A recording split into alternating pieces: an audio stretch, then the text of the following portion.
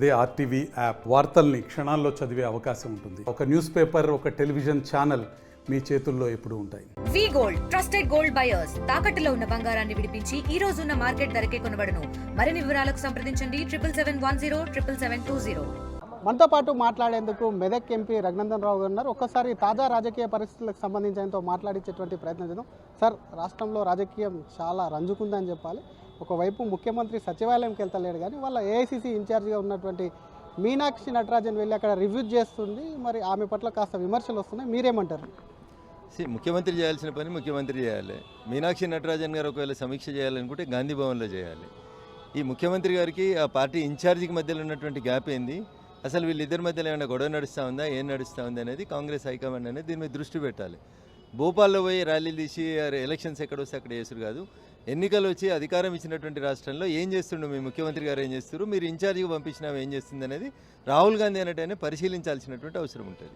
కేవలం కొన్ని అంశాలే కాదు, మంత్రులు ఏ విధంగా పనిచేస్తున్నారు, మంత్రుల శాఖలకు ఎవరు వస్తున్నారు అనే అంశాలు కూడా లోతులోకి వెళ్ళి పరిశీలిస్తున్నట్టే. తొందరలోనే ముఖ్యమంత్రిని ఏమన్నా మారుస్తారా, లేకపోతే ముఖ్యమంత్రిని మీద నమ్మకం లేదా చేస్తుంది అనుకుంటున్నారు? సో అది కాంగ్రెస్ పార్టీ అంతర్గత వ్యవహారం. వాళ్ళు ముఖ్యమంత్రులు మారుస్తారా, హుస్సేన్ సాగర్లో దుంకుతారా, మాకు సంబంధం లేని వ్యవహారం. ప్రజాస్వామ్యాన్ని గౌరవించాలి. తెలంగాణ రాష్ట్రానికి సంబంధించిన ప్రజల చేత ఎన్నుకోబడినటువంటి ప్రజాప్రతినిధులు, ఎమ్మెల్యేలు, మంత్రులకి పనిచేసే స్వేచ్ఛనియాలి.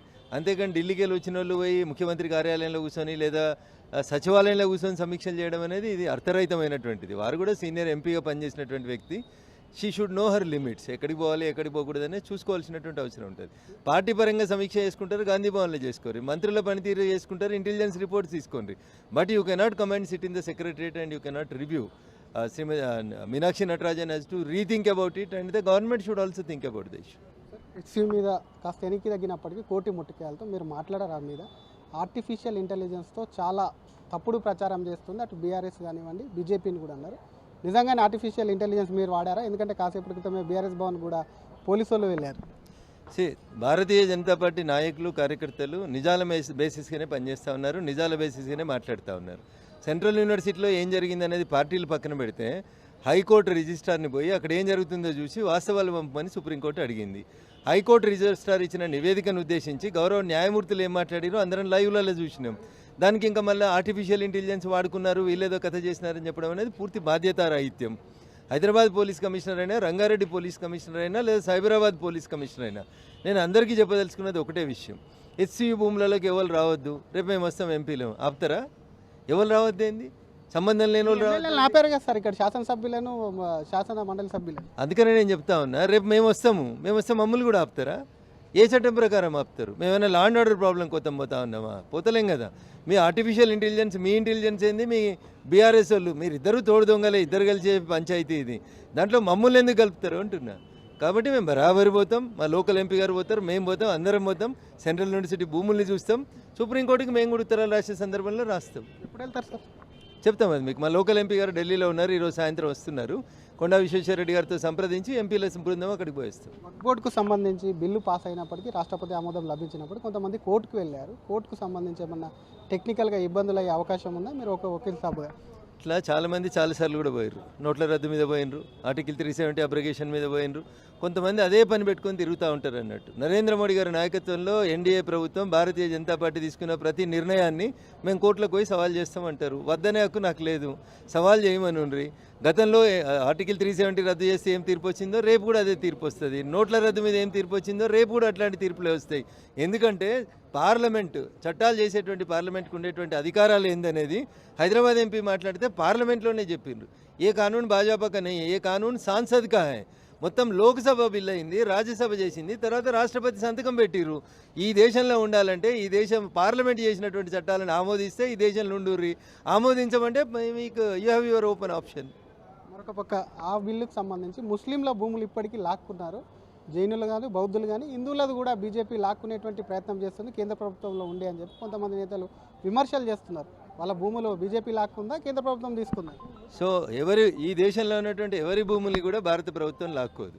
ముస్లిమ్స్ భూములు లాక్కోము, క్రిస్టియన్ల భూములు లాక్కోము, జైనులు, బుద్ధులు, పార్సీలు ఎవరు కూడా ఈ దేశంలో ఎవరి భూమి కూడా భారత ప్రభుత్వం లాక్కోదు.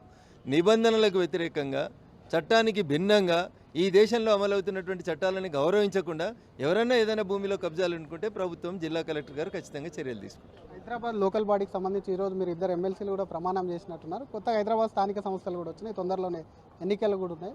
వాటికి సంబంధించి బీజేపీ వ్యూహం ఏంది? ఎందుకంటే బీఆర్ఎస్ కాంగ్రెస్ నిలబడట్లేదు, ఇంటర్నల్గా కలిసాయని చెప్పి మీ పార్టీ నేతలు కూడా, మీరేమంటారు సార్? సార్ నేను కౌన్సిలర్ మిత్రులకు ఒకటే విజ్ఞప్తి చేస్తా ఉన్నా, ఆత్మ ప్రబోధానుసారం ఓటేయండి. ఎందుకంటే కాంగ్రెస్ కౌన్సిలర్లు లేరు హైదరాబాద్లో. కాంగ్రెస్లో ఉన్న కౌన్సిలర్లు అంతా టీఆర్ఎస్ గుర్తు మీద గెలిచి కాంగ్రెస్లోకి పోయినారు. ఇప్పుడు రేపు మీ నిజాయితీ నిరూపించుకునేటువంటి ఒక అవసరం వచ్చింది. 8 నెలల తర్వాత ఎన్నికలు రాబోతూ ఉన్నాయి. అందుకని ఓటేసే కంటే ముందు ఆత్మ ప్రబోధానుసారం ఓటేయండి. ఈ భాగ్యనగరం ఎవరి చేతిలో సురక్షితంగా ఉంటుందో ఒకసారి ఆలోచించురని ఈ భాగ్యనగరం పరిధిలో ఉన్న కార్పొరేటర్లకు నేను సవినయంగా అప్పీల్ చేస్తా ఉన్నాను. మా వ్యూహం ఏందనేది ఎలక్షన్ టైం లోపల మేము చెప్తాం, ఇప్పుడు చెప్పాల్సింది కాదు. ఇప్పుడు వెళ్తారా మన కార్పొరేటర్లను కలుస్తారా ఇతర పార్టీలు? సో కొన్ని విషయాలు ఏర్లో చెప్పలేమన్నా, it has to be secret. అది ఏం చేస్తామో ఎట్లా గెలుస్తాం అనేది ఎన్నికల దాకా ఆగి చూడండి. పక్కా గెలుస్తారు, గెలవడానికి ప్రయత్నం చేస్తా ఉన్నాం. ఎన్నికలలో పోటీ చేసేదే గెలవడానికి ప్రయత్నం చేస్తాం. 100% గెలవడానికే ప్రయత్నం చేస్తాం. బీఆర్ఎస్ కాంగ్రెస్ పోటీ చేస్తలేదు, దాని మీద ఏమంటారు? సో అది ఆ రెండు పార్టీల నిర్ణయం. కాంగ్రెస్ ఎందుకు పోటీ చేస్తారు అనేది ముఖ్యమంత్రి గారు చెప్పాలి. రేపు లోకల్ బాడీస్ వస్తే అన్ని మేమే గెలుస్తాం అని చెప్తున్నారు కదా. మా పాలన బాగుందని చెప్తున్నారు కదా. మరి లోకల్ బాడీ ఎమ్మెల్సీలో పోటీ చేయడంలో మీకు ఇబ్బంది ఏముంటుంది? అందుకని ఆలోచించుకోవాల్సినవి కాంగ్రెస్ బీఆర్ఎస్ ఆలోచించుకోవాలి.